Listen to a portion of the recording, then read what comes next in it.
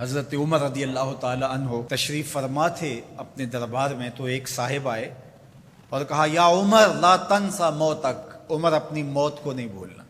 یار بھرے دربار میں کسی کو یہ بات کہی جائے تو اس کا رد عمل کیا ہوگا، لیکن حضرت عمر رضی اللہ تعالیٰ عنہ یوں کانپنے لگے جس طرح بید کی شاخ کانپتی، اس کو قریب کیا، محبت کی، کہا اگر تو روز آ جایا کرے اور یہ جملہ مجھے کہا کرے تو تیری مہربانی ہوگی، مہینے کے بعد مشاہرہ بھی دیا کروں گا۔ روز آتا ہے، بھری مجلس میں کہتا ہے عمر موت کو نہیں بھولنا۔ ایک دن وہ آیا، آپ نے اسے بلایا، محبت کی اور اس کو مشاہرہ دیا اور الوداع کہنا چاہا، تو اس نے کہا کہ میرے سے کوئی گستاخی ہو گئی؟ کہا نہیں، کوئی ایسی بات نہیں۔ کوئی اور شخص آنے لگا؟ فرمایا نہیں۔ تذکیر موت کی ضرورت نہیں رہی؟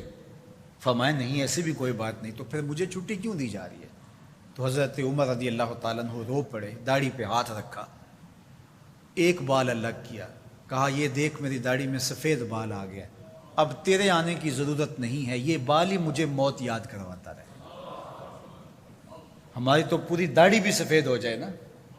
میاں صاحب بولے ہڈیاں کمبن گوڈے کھڑکن تے اڑ گیا لک تیرا، ہڈیاں کمبن گوڈے کھڑکن تے اڑ گیا لک تیرا، اجے بھی بدیوں باز نہ آئیں جیو مرد دلیرا، فما اصبرہم علی النار۔ اللہ قرآن مجید میں فرماتا ہے لوگوں کا آگ پر کتنا حوصلہ ہے، کتنی ڈٹائی سے، دلیری سے کہہ دیتے ہیں یہ جہاں مٹھا اگلا کس نے ڈٹھا۔ جب ہم کسی کے جنازے کو کندھا دیتے تو ہم سمجھتے ہیں اسی کے جنازے کو کندھا دیا، یہ نہیں سوچتے کہ یہ وقت ہمارے اوپر بھی آنے والا ہے۔ خیر کن فلاں و غنیمت شمار عمر، زاں کے بیشتر بانگ برآیت کے فلاں نماد۔ شیخ سعدی فرماتے ہیں کہ اے صاحب نیکی کر لے اور غنیمت شمار کر اس عمر کو، اس سے قبل کہ تیرے لیے بھی اعلان ہو جائے کہ فلاں بھی چلا گیا۔ پہلے تو سپیکروں میں اعلان ہوتا تھا، فیس بک پہ خبر آتی ہے فلاں بھی چلا گیا، فلاں بھی چلا گیا۔ اس سے قبل کہ یہ آواز آ جائے، یہ اعلان ہو جائے، یہ خبر مشتہر ہو جائے کہ فلاں بھی چلا گیا، تو یہ خبر آنے والی ہے، آج نہیں تو کل، کل نہیں تو پرسوں۔ تو کہا کثرت کے ساتھ موت کو یاد کرو، اس سے تمہارے دلوں کا زنگ اترے گا، تم اپنی آخرت کی طرف متوجہ ہو گئے۔ اور دوسری بات ارشاد فرمائی وَتِلَاوَةُ القرآن، اور قرآن مجید کی تلاوت کرو۔ قرآن مجید کی تلاوت اگر تمہاری زندگی کا معمول بن گیا تو تلاوت ایسا نور ہے جو دلوں کے زنگ اتار دیتا ہے اور اللہ کی معرفت کا رنگ چڑھا دیتا ہے۔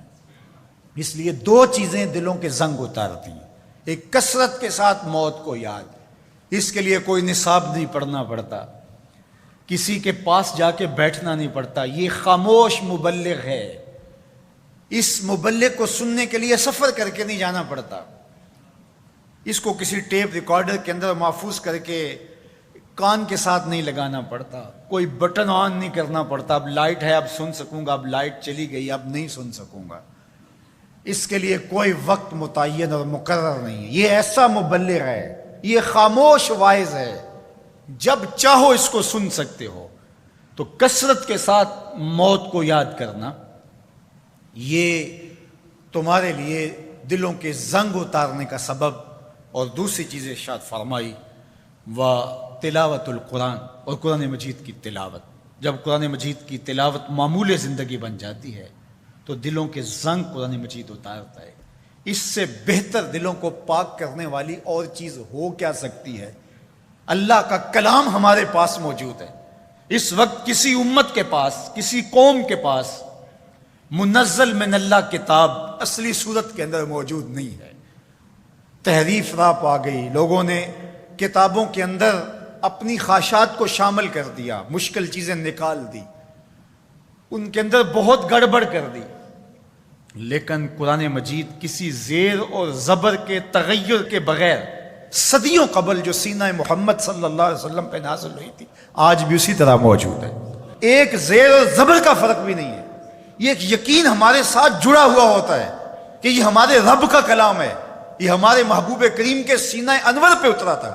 یہ اس کتاب کا اعزاز ہے۔ تو کہا کہ اس کتاب کی کثرت کے ساتھ تلاوت کرو۔